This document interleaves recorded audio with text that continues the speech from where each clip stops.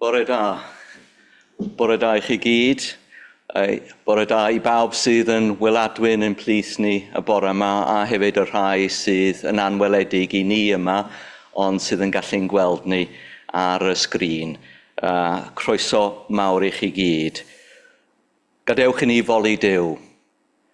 Clodforwch yr arglwydd canys da yw, oherwydd yn dragowydd y peri ei drigaredd ef. Ein hemyn cyntaf y bore yma yw rhif yr emyn 301. O Grist, ffisigwr mawr y byd, down atat a'n doluriau I gyd. Nid oes na haint, na chlw, chlwy na chyr, na chiliau dan dy ddwylo pyr. Ac yn y blaen, rhif yr emyn 301.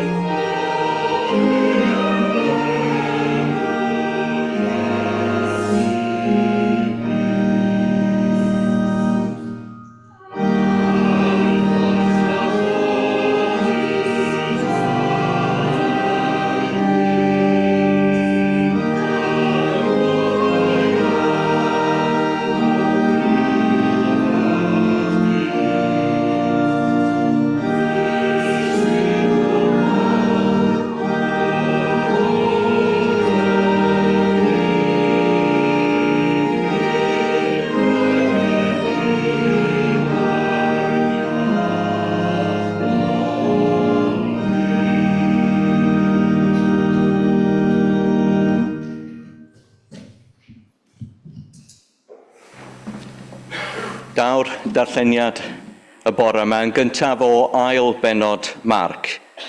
Iachau dyn wedi ei barlysu. Pan ddychwelodd I Gapernaum ym mhen rhai dyddiau, aeth y newydd ar led ei fod gartref.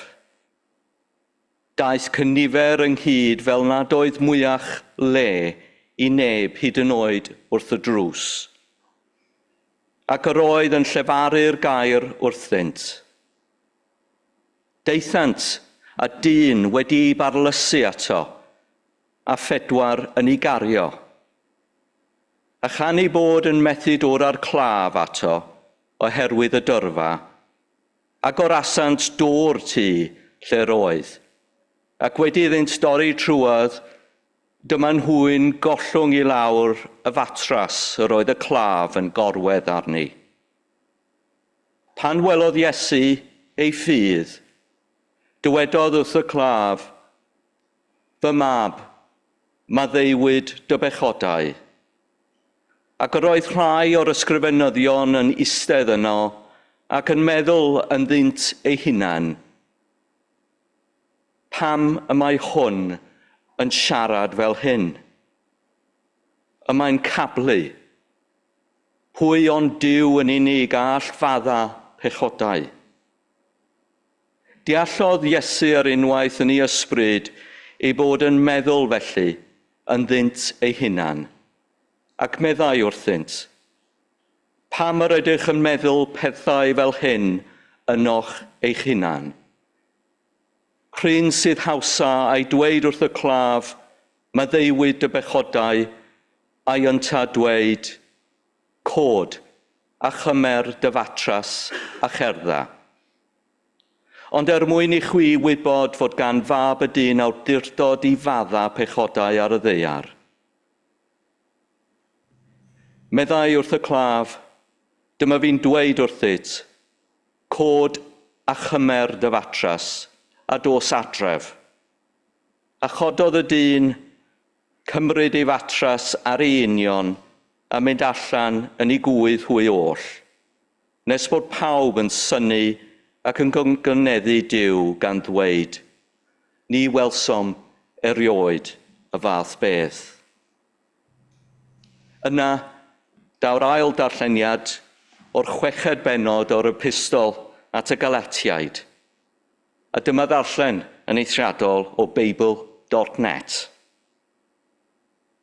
Frodyr a chwiorydd, os ydy rhywun yn cael ei ddal yn pechu, dylech chi sy'n cael eich arwain gan yr ysbryd fod yn garedig ato, a'i helpu i droi nôl. Ond gwyliwch rhag eich hithau gael eich temtio i wneud yr un peth. Helpwch eich gilydd pan mae pethau'n galed. Dyna mae cyfraith y Meseia yn ei ofyn. Os ydych chi'n meddwl eich bod chi'n rhywun, dych chi'n twyllo'ch hunain. Dych chi'n neb mewn gwirionedd. Dylai pawb yn syml wneud beth allan nhw. Wedyn, cewch y bwyddhad o wedi wneud heb orfod cymharu'ch hunain a phobl eraill o hyd. Dyn ni'n gyfrifol am beth dyn ni'n hunain wedi ei wneud.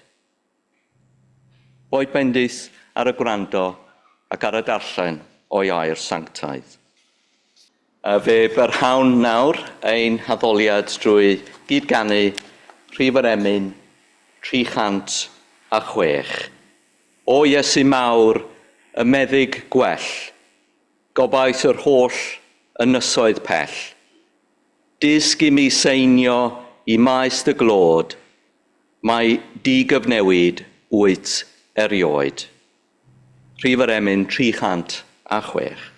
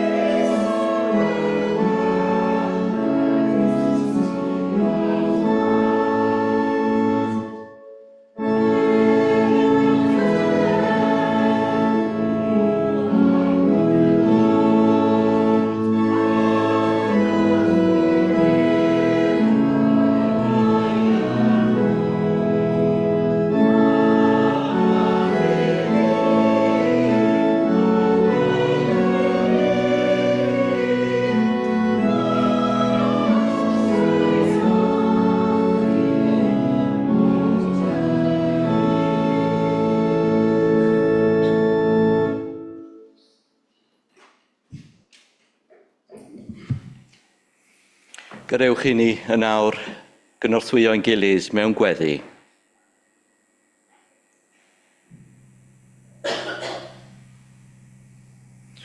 O arglwydd ein Duw, ffisigwr mawr y byd, cyflwyno ninnau i ti, down atat a'n doluriau a'n ffaileddau i gyd.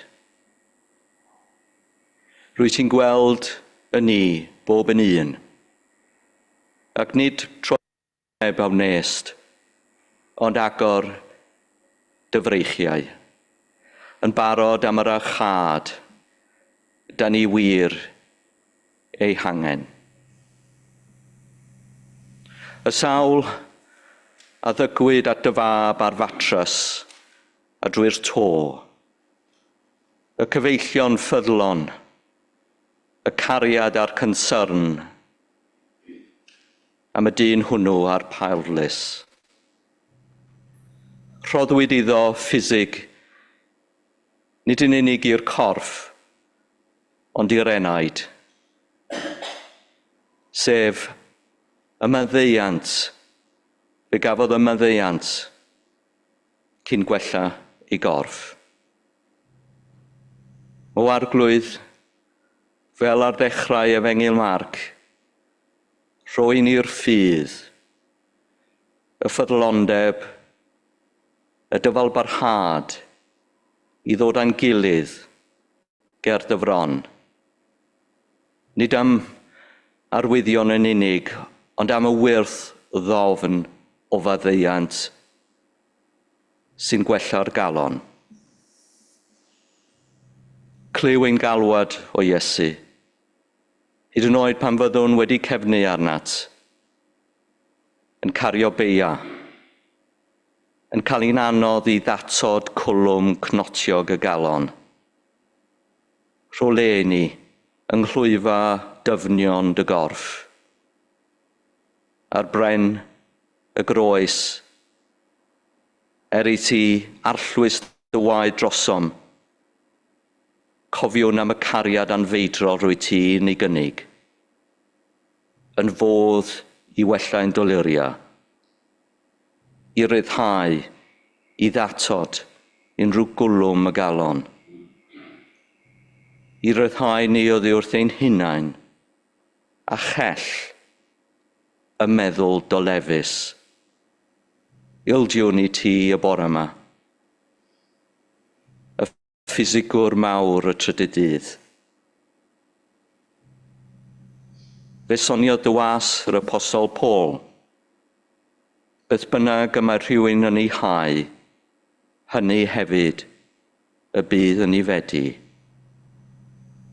O Dduw, boed yn ei hau felly mewn ffydd, mewn caredigrwydd, mewn edifeirwch, yna gallwn fedi maddeuant y llawenydd a gwellhad na Duw o'r byd hwn. O Iesu, meddyg ein meddyg, gwel cyffyrdda ni, cyffyrdda pob calon ysig heddiw, cawn wellhad dan glwyfa'r groes. Da ni di canu heddiw, aeth y trylhodus ar ei hynt yn gwbl iach oedd wyddfod gynt, ffisigwr mawr o rhod y hun, un gwneithir ninnau'n iach bob un. Disg i ni gofio'r groes nid fel symbol o golled, o hiraeth, ond fel ffynon o faddeuant tragwyddol. Planan yn hysbryd ni yn y tir sy'n llifo o lawenydd pyr.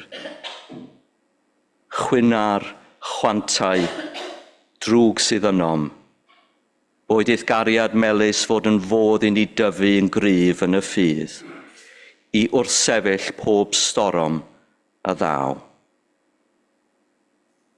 Anadla arnom ni y bore hwn, o'r nef, bawn dy drigaredd dawel gref, Boed o ola yn gwisgo'r rhai sy'n gweini ar y gwan.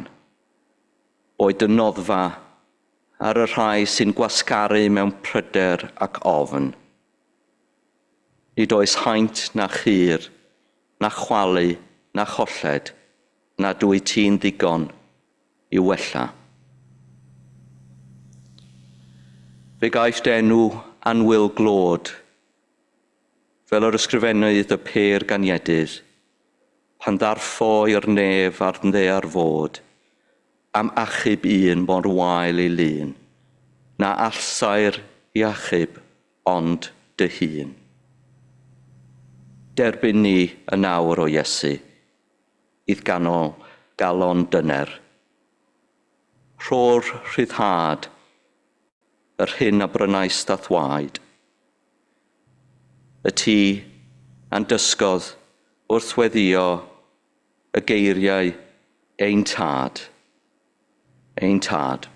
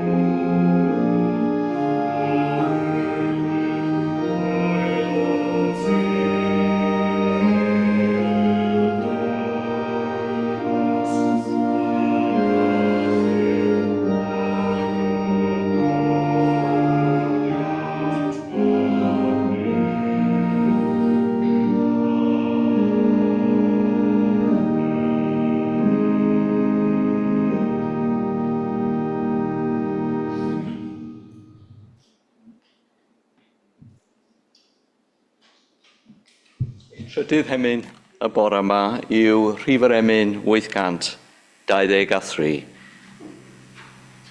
Ti fi gynt yn gwella'r cleifion, feddyg da, dan ei pla, trigger ha wrth ddynion. Dŵg y nes drwy ing a phryder, deulu poen, addwyn oen, at dyfynwes dyner. Rhif yr emyn 823.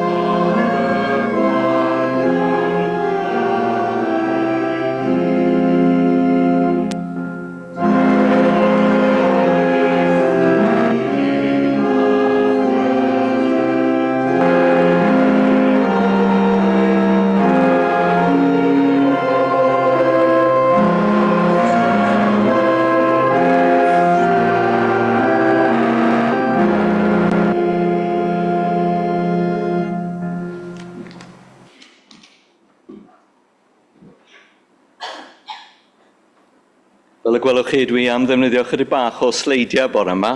Felly, os allwch chi fod ychydig bach yn amyneddgar i fi wrth i fi ddeall y system, ond dyna ni.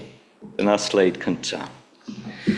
Nawr, arwyddau'r ysgol gynradd yr oedd y plant yn mynd iddi oedd ymdrech a lwydda.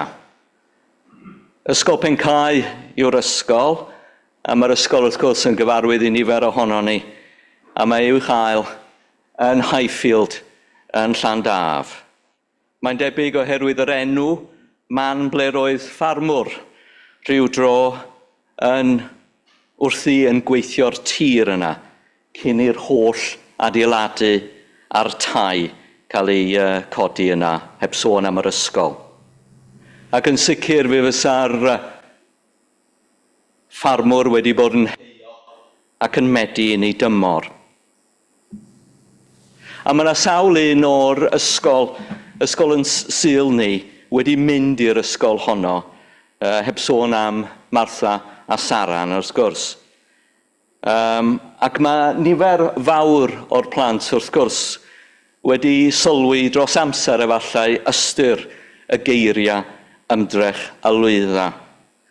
Mae o gael wrth gwrs ar y satchel i fynd i'r ysgol ac ar y crysa roedd rhaid i gwisgo.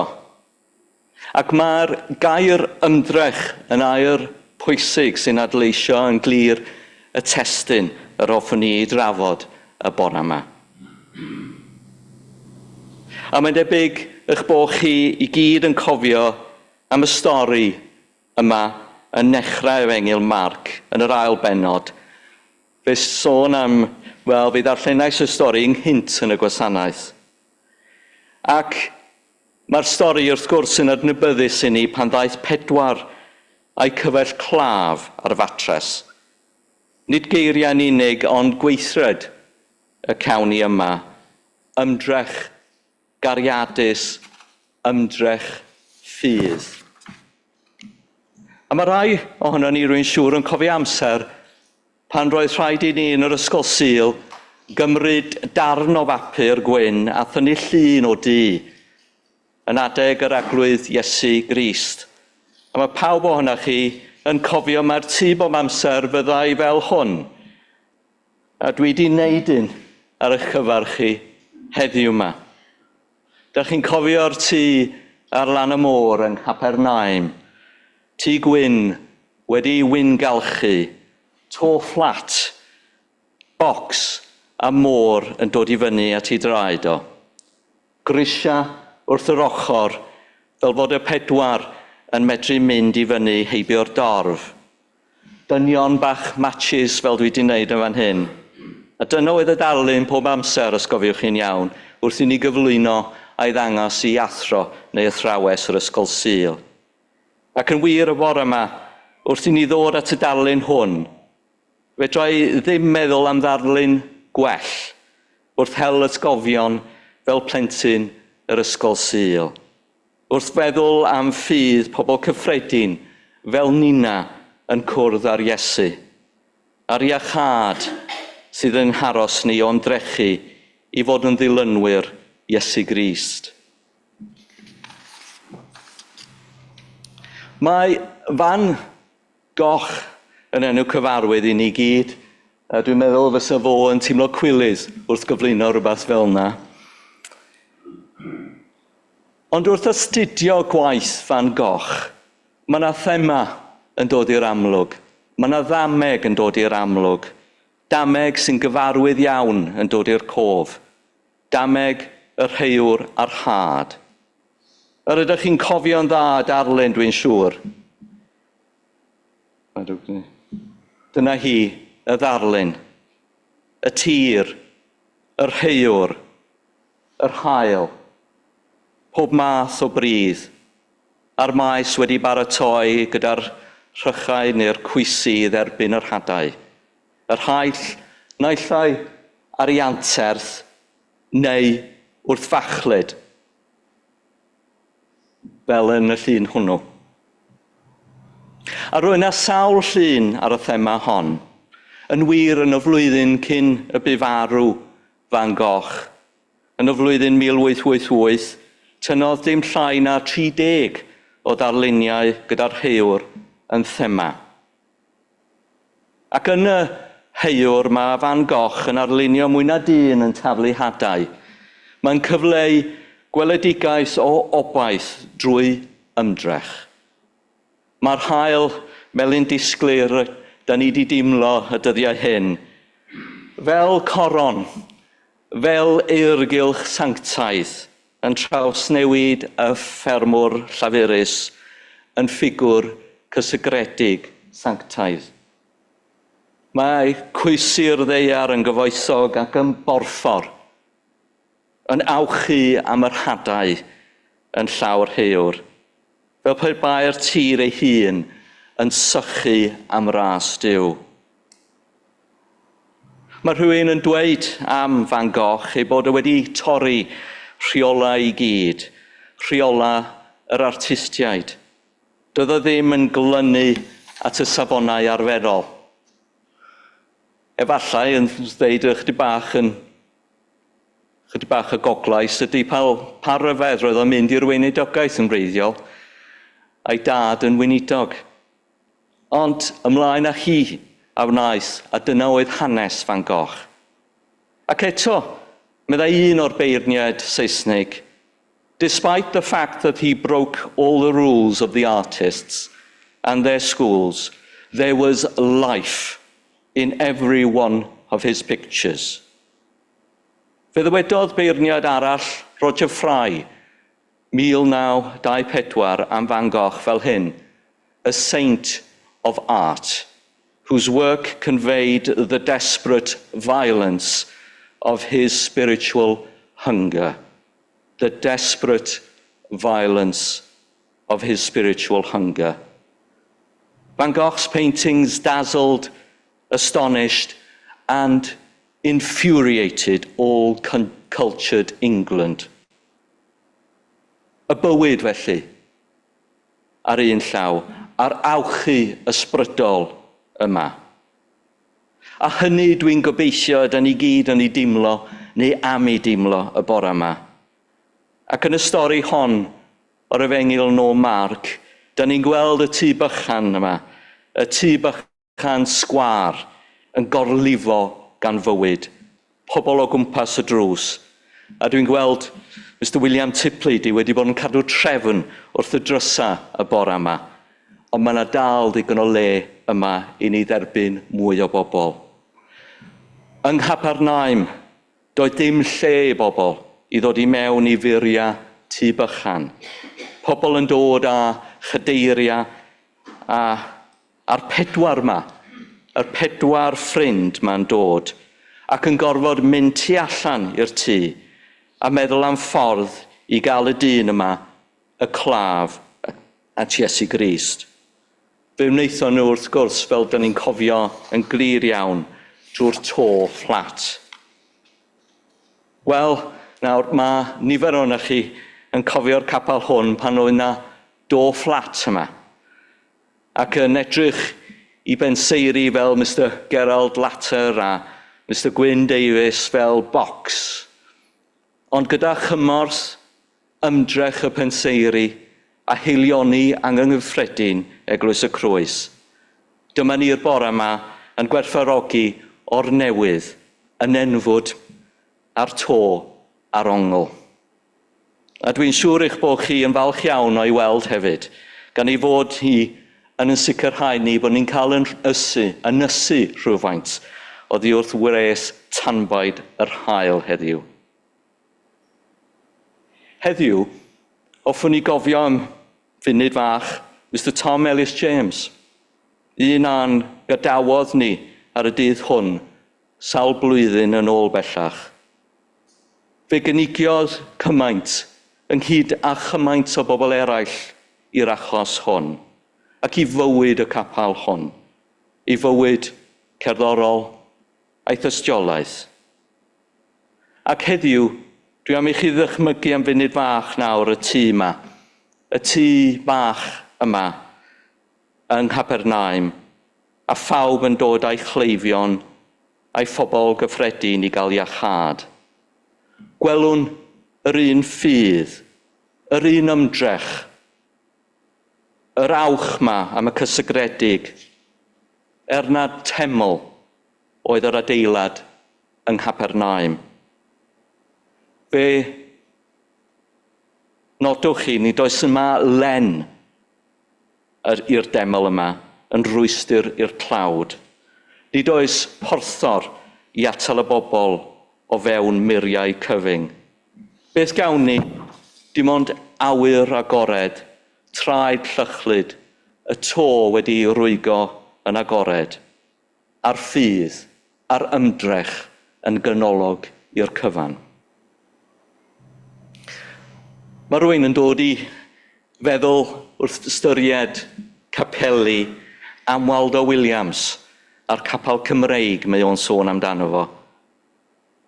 Wel, profiadau fel yna'n sicr oedd yn meddwl Waldo pan ganodd o beth yw byw, cael neuadd fawr rhwng cyfyng furiau.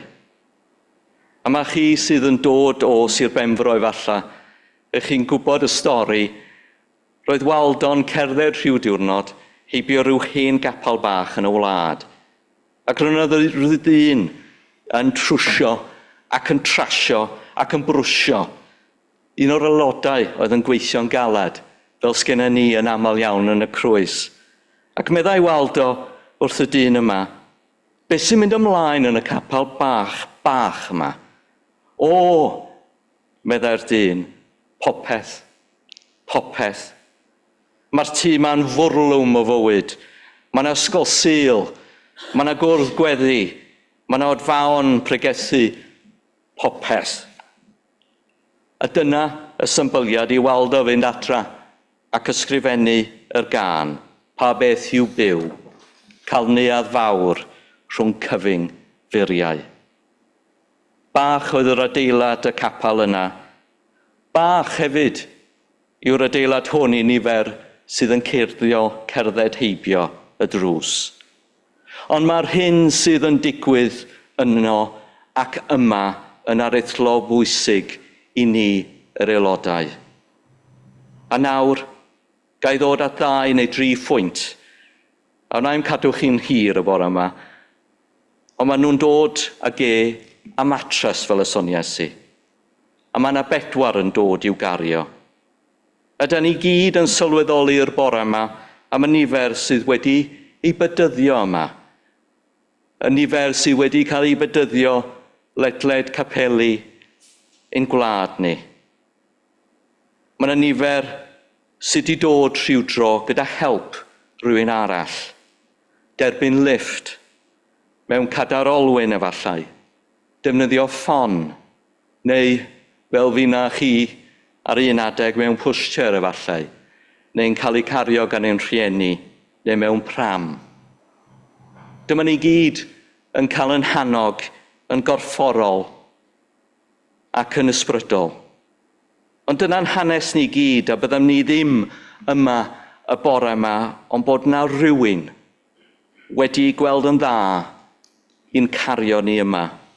Ac i sylweddoli bod na rhywbeth yn yr efengyl fawr yma sy'n werth cydio a'i goleddu a'i groesawu. Yn y Testament Newydd, da chi'n cael hanes bobl yn parhaus yn cael eu cario at Iesu Grist. Ond dyna'n gwaith ni yn genhadol.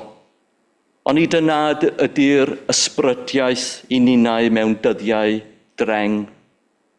Dod â phobl sydd bynnag y medrwn ni, mewn cerbyd, braich ymraich, ac ysgogi pobl i weld bod yna rhywbeth wedi digwydd yma, yn digwydd yma, ac am ddigwydd yma.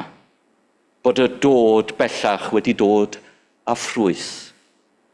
A bod ni'n credu eto, fel o'n i'n credu sawl tro, yn bersonol wrth wrando ar wasanaethau, wrth gymryd rhan, wrth glywed y plant, ac wrth i mi o arwain, fod na eto i ddod dyddiau gwych i'r eglwys yma. Mae yna rai o'na chi, dwi'n siŵr, yn cofio yn dda iawn ffilm The Remains of the Day, gyda'r actor gwych na o Bort Talbot. A fe gofiwch chi fod o yn chwarae rhan Stevens, y bwtlar. Ac un diwrnod, roedd ei dad wedi dod i weithio ato fe. Ac roedd yr astudiaeth yma yn y ffilm fel yn y llyfr o'r butler yn ddiddorol iawn. Fel mae un dyn yn dweud amdano fo, he was a paralysed soul. A paralysed soul. Doedd dim byd yn bwysig iddo fo, ond bwtlera. I chi'n cofio roedd na ferch yn gweithio yn y gegin ac roedd hi'n ei gario, ond doedd ag e ddim amser iddi hi. Roedd gweini'r bobl fawr yn bwysicach, ac mi ddoeth ei dad i weithio fel y soniais i at y gegin. Ydych chi'n cofio un noson fe farw yn sydyn yn y gegin, a fi gymrodd ei bylse, wedodd o, he's finished, but I've got to go upstairs to the smoking room. The gentlemen are waiting for me. Nawr, mae yna sawl math o barlus yn does. Ac un o'r pethau mae rhywun yn ei weld yn y fan yma y bore yma ydy y gall y parlus hwn afal yno ni gyd ar un adeg. A bod o'n rhaid i ni fod ar ein gwyliadwraeth. A bod o'n rhaid i ni adnewyddu ein haddunedau. A bod o'n rhaid i ni gweld gwerth yr eglwys o ddydd i ddydd. Mae popeth, fel ym mhob oes, yn newid o'n cwmpas ni. All is fluid. Ond mae yna rai pethau sydd yn aros. Yr argyhoeddiadau sydd wedi dod â ni at ein gilydd y bore yma. Yn blant, yn bobl ifanc ac yn oedolion heddiw'r dydd, gan symud y parlus yma drwy ffydd. Dwi'n dod at un peth arall. Yn y stori yn ddiddorol iawn, fel ydych chi'n cofio i gyd, mae'n agor y to, neu godi'r to. A roedd hwnna'n ymadrodd diddorol iawn o gwmpas Cymru, yn dydy. Mae'n debyg mai tua'r rhos yna y dechreuodd pobl ddweud fod na ganu yn codi'r to. Ac mae gan Brian Jones erthygl ddiddorol am rhos yn y Gadwyn ddiweddaraf, a mae'n werth ei darllen. Ynghyd â chanu yn codi'r to, roedd y canu hefyd yn medru twllur capel. Twllur capel. Pan oedd y gynulleidfa fawr, capel mawr y rhos er enghraifft yn codi, roedd y ffenestri i gyd yn twllu, oherwydd y holl bobl yn sefyll i gysgodi'r golau. A dyna lle mae'r ymatrodd wedi dod. Dyw e byth yn twyllu capel, na dydy byth yn twyllu lle o addoliaid. Codi'r to. Peth braf yw profi cynulleidfa fawr ar y Sul, a phawb yn ymroi o holl egni. Pobl yn ymdeimlo eu bod nhw wedi dod gyda'r matras, wedi cario nhw ar hyd y blynyddoedd a'r argyhoeddiadau i gael eu hail ddeffro. Fe fyddai chi a finna i gyd gyda chi bryd hynny yn codi'r to, yn codi'r gofod newydd yma, drwy'r ymdrech a'r ffydd. Dyna beth sydd falle yn dod i feddwl rhywun wrth feddwl am ddwy linell Waldo, ie, neuadd fawr rhwng cyfyngfuriau. Os yw'r muriau yn gyfyng, gadewch i ni godi'r to. Gadewch i ni gofio y mawredd trosgynnol rydw i am i chi deimlo heddiw ac yfory wedyn. Gadewch i ni godi ein golygon a chofio mai nid ar y ddaear yn unig yr ydyn ni, ond bod na adnoddau uwchben i symud y parlus, ein gwendid a'r llygredd rydyn ni'n brofi, a'r pechod sydd ynom ni, a hwn i gyd yn dod oddi wrth y goruchaf. Dod ar matras, dod gan godi'r to. Gai yn y fan hyn wrth gloi apelio ata chi. I chi fod yn ysyrlion o'n gallu fel pobl i ddewis lleddfu a thawelu poen dros iachad yn ei lawnder. Hynny yw ymdrin ar symptoma ond nid gwreiddyn y salwch. Mae'n cymdeithas feterol ni yn arbennig yn cynnig pleserau lu, yn cynnig diddanwch sydd yn help i ni anghofio dros dro ein poen. A mae hyn yn diwedd yn arwain ni wrth i ni bechu, wrth i ni fynd i ffwrdd o'r arglwydd i gysau yn hunan. A dyna yw'r llwybr arall. Ond mae'r llwybr yr hoffwn ni i ddymuno i chi a dymuno eich bod chi'n ei gymryd yw mae o'n gofyn gwaith a dyfal parhau o ganfod ein bod ni wedi'n gwneud ar ddelw y tad nefol, ac yn wir o agosau at y tad nefol drwy gyfrwng yr Iesu y daw y ffydd a'r llawnder a'r iachad da ni gyd yn ei geisio. Yn yr ymdrech hon, da ni'n llwyddo i adennill grym a nerth. Dyma'r hyn sydd yn angenrheidiol i fyw, yn y byd sydd ohoni ac osgoi y tricia mae'r byd yn ei daflu un ato ni. Ymdrech a lwydda.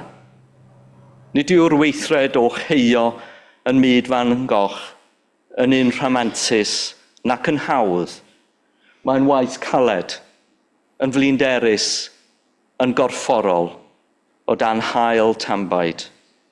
Ac eto, yn y ddyfal heio hwnnw, yn yr ymdrech honno, yn y troi nôl, tro ar ôl tro at y maes, y mae bywyd newydd yn dechrau egino.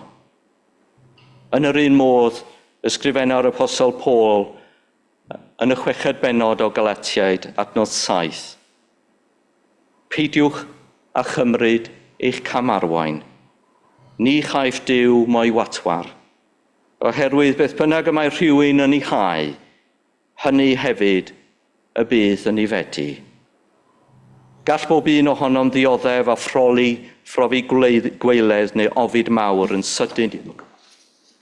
A pan mae'r corff yn pallu a'r parlus yn dod i'r corff a'r enaid, diolch byth ein bod ni'n medru helpu'n gilydd a galw ar ein ffydd. Trwy ddod gyda'n gilydd, gyda'n plant, a cheisio chodi'r to, a gadael i'r hyn sydd uwch ein penna ni, yr hyn sy'n fwy na ni, y dwyfol, y tragwyddol, hyn oll ein codi ni i fywyd gwell.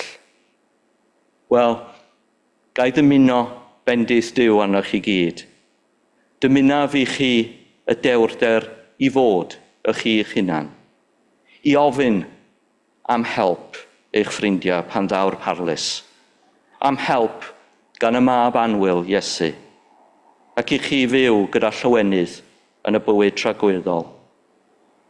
A gobeithio y gallwn ni eto yn yr eglwys hon ac ym mhob eglwysi arall barhau ddod â'r rhai bach a'r rhai mwy i fewn. Y gallwn ni eto godi'r to a chlywed wrth fynd gyda'n gilydd o bob oedfa eiriau Iesu Grist. Maddeuwyd i ti dy bechodau, cod, a chymer dy fatres a cherdda. Gogoniant yw anw sanctaidd. Amen.